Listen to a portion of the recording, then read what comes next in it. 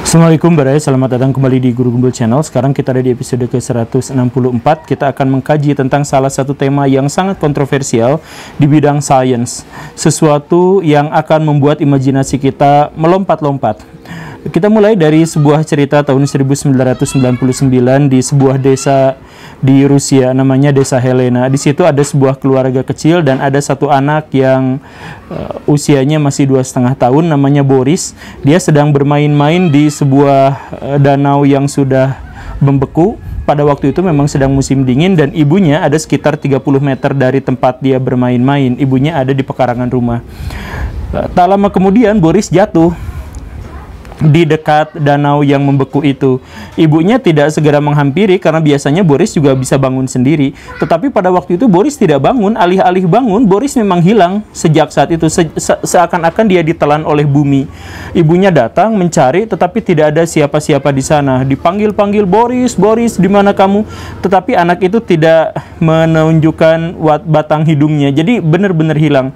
Ibunya panik, ketakutan, nyari warga untuk dimintai tolong. Datanglah ke sana mencari bersama-sama, polisi ditelepon, siapa ditelepon, pihak-pihak terkait juga dihubungi.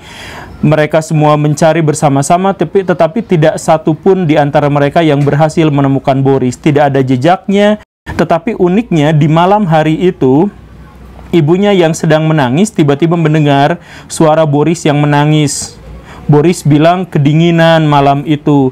Ibunya datang lagi ke tempat kejadian anak itu hilang. Di situ mendengar lagi suara, tetapi Borisnya tidak ditemukan di mana, hanya suaranya saja. Sepanjang satu pekan itu, ibunya berkali-kali mendengar suara Boris yang sedang menangis di dekat tempat dia hilang.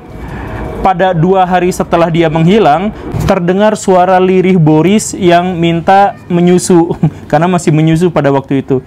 Tetapi dicari juga tetap tidak ada. Esok harinya ada lagi suara Boris yang katanya sangat kelaparan dan sangat ketakutan. Dia bilang dia tinggal sendirian. Dia minta tolong mama, mama, dan seterusnya. Seminggu kemudian adalah suara Boris yang terakhir yang dia bilang dia benar-benar ketakutan dan kedinginan. Setelah itu tidak ada lagi suara apapun. Dan Boris sampai sekarang tidak pernah ditemukan di mana dia berada. Banyak orang yang berspekulasi bahwa ini sebenarnya adalah pembunuhan yang dilakukan oleh ibunya sendiri, kemudian untuk menutup kasus dia bilang seperti ini, bikin alibi-alibian. Tetapi ada juga beberapa gelintir orang yang menghubungkannya dengan salah satu tema teleportasi, yaitu tentang kasus Philadelphia atau Philadelphia Experiment. Bagaimana ceritanya? Kita sekarang akan membahas tentang teleportasi. Ayo kita mulai.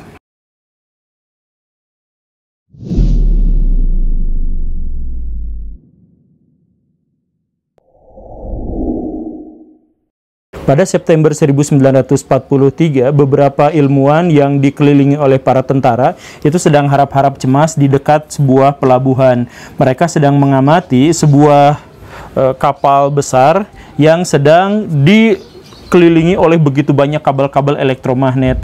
Ini adalah uji coba pertama tentang bagaimana cara menghilangkan sebuah objek agar dia tidak terlihat. Para ilmuwan ini berpikir tentang teori yang sedang dicetuskan oleh Albert Einstein kala itu, yaitu teori Ununified Field Theory. Itulah ya, kurang lebih rada pusing. Dan disinilah tahun 43 itu sebuah kapal yang sedang berlabuh itu siap-siap untuk dijadikan bahan percobaan. Benar saja, ketika percobaan dimulai, trek kapal itu dialiri oleh gelombang elektromagnet tertentu yang saya juga tidak tahu apa namanya. Si kapal itu sedikit demi sedikit menjadi samar, tetapi tidak sepenuhnya hilang. Akhirnya dihentikan dan kapal itu utuh seperti semula. Ada kalanya biasa-biasa aja. Para ilmuwan senang, tentara juga senang, tetapi mereka belum akan melanjutkan uji cobanya sampai akhirnya 1 bulan kemudian mereka memutuskan untuk melakukannya lagi di tempat yang sama. Kapal yang digunakan kali ini adalah kapal Eldridge. Dia dikelilingi oleh kabel yang lebih banyak, kemudian menggunakan gelombang elektromagnet yang lebih kuat dan sebagainya. Dan hasilnya adalah kapal itu benar-benar hilang bersama seluruh awak kapalnya. Sebuah laporan menyebutkan bahwa kapal itu sempat hilang dan pindah ke pelabuhan lain, ke pelabuhan Norfolk sekitar 300 atau 400 km dari Philadelphia. Luar biasa. Dan 4 jam kemudian kapal itu berhasil ditempatkan kembali ke posisi semulanya. Tetapi ketika para ilmuwan masuk ke situ, mereka sadar bahwa ada begitu banyak jeritan di dalam kapal itu. Ternyata awak-awak kapal yang ada di sana itu merasakan sesuatu yang sangat mengerikan, sensasi yang terbakar katanya. Kemudian bahkan ada yang sekarat dan ada yang meninggal juga. Tetapi itu belum menjadi misteri utamanya. Menjadi misterinya itu adalah beberapa awak kapal ternyata pindah dari awalnya di atas dek itu tiba-tiba pindah ke lambung kapal yang bagian paling bawah. Bahkan ada beberapa awak kapal yang pindah dari atas ke bawah dengan tangan dan kaki yang masuk menyatu dengan badan kapal. Apakah karena satu hal Boris, si anak balita ini juga mengalami apa yang dialami oleh para awak kapal ini? Kita tidak tahu, tetapi yang jelas ini adalah beberapa di antara sekian banyak model teleportasi yang kita ketahui dalam sejarah. Sebenarnya apa itu teleportasi? Teleportasi itu adalah pemindahan materi tanpa medium perantara. Jadi sebenarnya ini adalah teori yang hampir pasti nyata di dunia nyata. Setidaknya di masa depan kita akan menemukan alat-alat teleportasi semacam itu. Karena secara teoritis memang sudah diketahui. Misalkan begini, sejak tahun 1993 teori tentang perpindahan zat ke tempat yang lain itu sudah ada. Ilmuwan Israel, ilmuwan Amerika Serikat dan sebagainya sudah berhasil menemukan. CERN juga sudah berhasil menemukannya. Di beberapa episode yang belakang kita juga pernah bahas tentang kemungkinan orang untuk melakukan teleportasi. Atau kalau Baraya senang dengan film-film fiksi, mereka juga mengangkat tema-tema teleportasi, misalkan Star Trek atau Doraemon gitu ya. Kenapa teleportasi? Karena memang teleportasi itu secara teori itu bisa. Sama seperti mesin waktu, secara teori itu bisa. Prakteknya kita belum memiliki sumber daya yang memadai untuk melakukan itu. Misal gini, kemarin-kemarin baru 2 tahun yang lalu atau tahun 2017 atau tahun 2018, Cina ilmuwan-ilmuwannya sudah berhasil mengirimkan jutaan foton dari laboratoriumnya ke satelit milik mereka sendiri sekitar 500 km dari permukaan bumi. Tapi sekali lagi itu baru foton. Kalau materi, maka cara kerjanya kurang lebih adalah seperti ini. Ini cara kerja teoritisnya ya. Ada benda seperti ini, kemudian dihancurkan sampai subatomik terkecilnya. Dia dirubah menjadi gelombang elektromagnet, kemudian dalam satu medium dipancarkan ke tempat yang lain. Di tempat yang lain itu akan dibentuk kembali sesuai dengan cerita awalnya, informasi awalnya. Nah, inilah model teleportasi yang sedang dikembangkan. Cerita lain tentang teleportasi yang modenya klinik-klinikan juga tercatat dengan sangat lengkap di Filipina tahun 1951. Di sana ada seorang anak SD umurnya 13 tahun namanya Cornelio Clora. Anak itu sebenarnya adalah anak yang pendiam, biasa-biasa aja, tidak memiliki prestasi yang menonjol, tetapi juga bukan anak yang nakal. Suatu kali waktu dia sedang sekolah, dia lagi main sama temennya di sebuah lapang terbuka gitu, di padang rumput ceritanya mah, dekat sekolahan. Tiba-tiba si Cornelio itu kaget ngelihat belakang Rudolfo, temannya kan Rudolfo, dia lagi main sama Rudolfo, kemudian dia kaget ngelihat ke arah belakang Rudolfo. Si Rudolfo kan kaget juga, apa tuh di belakang? Tidak ada siapa-siapa. Woi, kamu lihat apa? Woi, si Cornelio diem aja tertegun. Woi, serius kamu lihat apa? Si Cornelio bilang, saya melihat ada gadis cantik luar biasa, rambutnya panjang, pakai baju putih di belakang kamu. Hah? Di belakang saya? Si Rudolfo-nya kan jadi kaget, jadi panik juga. Pas ngelihat ke belakang nggak ada siapa-siapa, tapi begitu dia balik lagi ngelihat ke Cornelio, Cornelio sudah hilang, sudah tidak ada. Padahal itu di padang terbuka gitu. Ini adalah kejadian pertama di mana Cornelio melakukan berkali-kali teleportasi. Bahkan ini adalah salah satu kasus teleportasi yang paling kontroversial, yang paling benar-benar menggugat, karena ini disaksikan oleh ratusan orang. Jadi saksinya begitu banyak. Karena sejak saat itu Cornelio itu terlihat sering murung, sering diem, tetapi menjadi agresif. Ketika teman-temannya ngeledek, dia ngelawan gitu. Kemudian sama orang tuanya juga sering marah-marah dan sering melolong malam-malam gitu. Sering seakan-akan seperti kesurupan. Sempat ada kejadian yang sangat unik, yaitu kan si Cornelio itu duduknya di belakang kemudian ngelamun gitu, sama si gurunya dimarahin, "Oi, kamu ngapain ngelamun? Ayo maju ke depan, kerjain nih." Disuruh ngerjain ke depan, tetapi setiap langkah kakinya menuju ke depan itu semakin samar badannya dan akhirnya dia hilang. Dan ini disaksikan oleh semua siswa dan guru yang ada di sana. Si gurunya tak lama kemudian mengundurkan diri karena merasa diteror akan ketemu sama murid yang sangat menakutkan itu. Kemana hilangnya si Cornelio itu? Tiba-tiba dia ada di rumahnya sedang tertidur.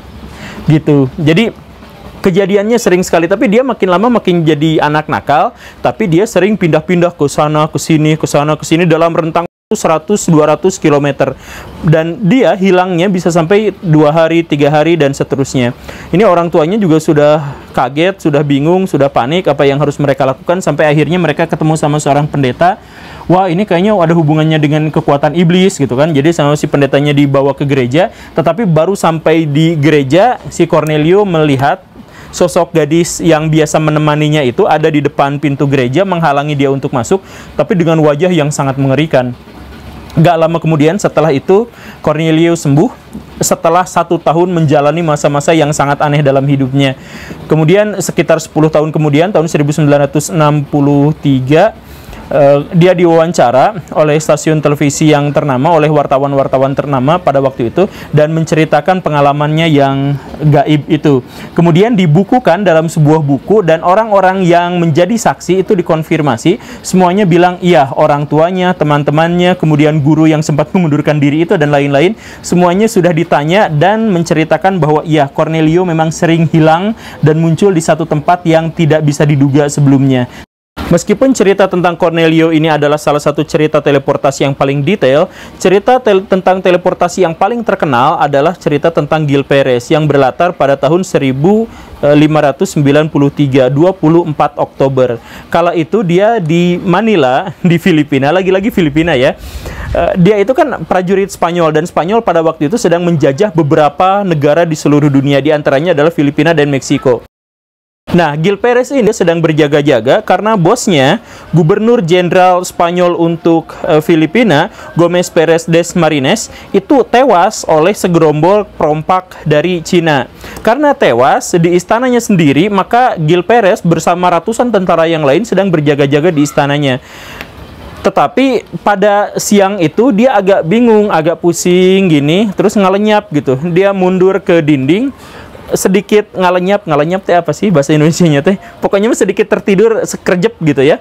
Dan tapi pas bangun lagi, dia tidak ada di tempat semula, dia ada di Meksiko. Dia celingukan, dan orang-orang yang ada di sekitar situ juga celingukan. Ternyata dia ada di sebuah istana yang tempat pengadilan. Lu siapa? Lah, lu siapa? Pada lu siapa? Lu buat siapa? Lu kenapa Des Marines mati? Kenapa malah nongkrong-nongkrong di sini seenaknya? Des Marines yang mana yang mati? Kan bingung. Gil Perez cerita, ini kan kemarin Gubernur Jenderal kita mati. Gubernur Jenderal mana? Ini Gubernur Jenderal Filipina. Woi, ngaco, kita di Meksiko. Hah? Meksiko? Bingung. Emang itu Des Marines mati di sana? Iya, mati sama perompak Cina. Tapi kenapa gua di Meksiko? Dicari-cari, ternyata benar dia ada di Meksiko. Dia ditangkap, dianggap sebagai mata-mata, dianggap sebagai orang lain yang sangat ini, sehingga dia dipenjarakan, diinterogasi. Kamu ngapain ada di sini? Saya gak tahu ngapain juga saya ada di sini. Saya lagi ada di plaza di Istana Manila. Ada pembunuhan, Gubernur Jenderal Spanyol di sana dibunuh. Saya berjaga. Pas saya bangun, saya tiba-tiba ada di tempat ini. Oh, masa dia mati? Nggak ada yang nyambung itu, ngobrolnya ke sana ke sini. Akhirnya Gil Perez dipenjara, tetapi 2 bulan kemudian datanglah kapal-kapal galeon, armada-armada Spanyol dari Manila, dari Filipina, yang menceritakan bahwa Gubernur Jenderal di sana memang sudah meninggal. Oh, beneran udah meninggal? Ingat Baraya, pada waktu itu tahun 1590-an itu tidak ada HP, tidak ada alat komunikasi yang sangat cepat menyampaikan sesuatu. Jadi ketika ada pembunuhan di Manila, itu maksimal banget waktu tempuh yang paling cepat untuk orang-orang Meksiko bisa mendengar kabarnya itu adalah sekitar 2 bulan perjalanan melintasi Pasifik.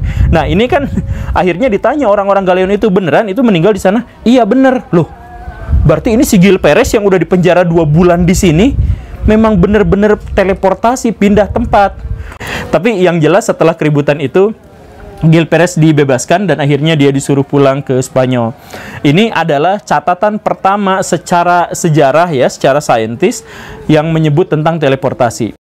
Gitulah ceritanya. Jadi balik lagi ke sains. Baraya, gini, sebenarnya yang saya sampaikan tadi tentang teleportasi, bahwa teleportasi itu secara teoritis mungkin saja, tetapi prakteknya tidak mungkin. Salah satu kendalanya itu adalah, kan saya tadi bilang bahwa teleportasi itu salah satu cara kerjanya adalah kita disimpan di sini, kemudian dalam satu kejadian itu dipecah, dihancurkan sampai subatom, kemudian dipancarkan ke satu tempat, di tempat lain itu disatukan kembali. Nah, permasalahannya adalah sampai sejauh ini belum ada benda yang bisa memecah tubuh manusia atau tubuh benda tertentu sampai subatom kemudian memancarkannya, apalagi memancarkannya dalam waktu yang sangat singkat. Kan waktunya harus sangat pendek. Misalkan manusia, kalau manusia dipecah-pecah kan mati duluan, kemudian disambungin di situ, anggaplah jadi gitu, kan orangnya udah mati duluan karena udah sempat hancur sebelumnya gitu. Dan kalaupun benda, tetap benda itu tidak bisa, karena untuk mengubah, sampai sejauh ini teknologi kita belum memadai untuk mengubah dari satu bentuk materi menjadi hancur, kemudian dirubah jadi energi,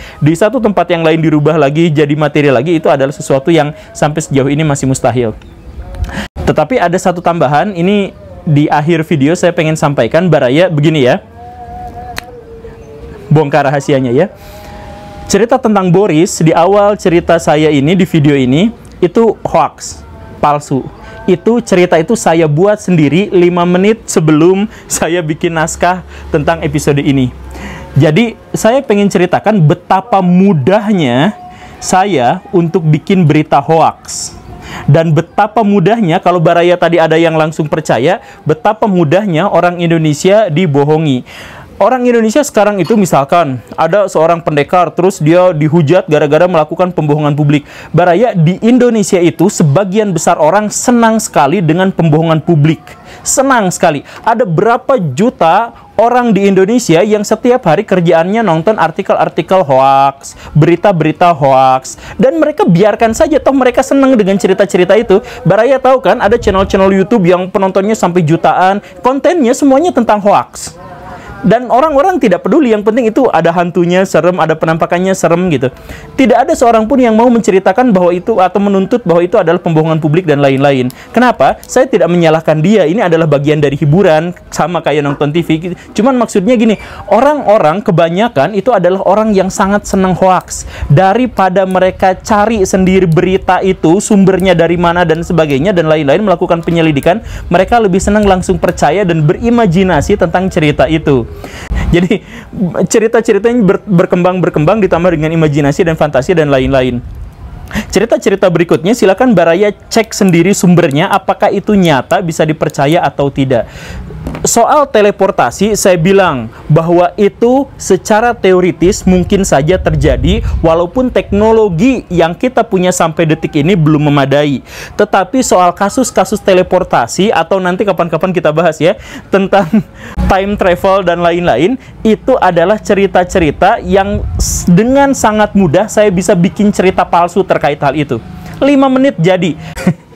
Gitulah. Oke, jadi tema kali ini adalah tentang teleportasi. Oke, yes, tetapi saya juga pengen bikin simulasi tentang hoax. Hoax itu sangat mudah dibikin ya. Terima kasih karena sudah menyaksikan. Silakan simak video saya yang lain. Saya Guru Gembul. Mohon maaf telah bikin hoax. Assalamualaikum warahmatullahi wabarakatuh.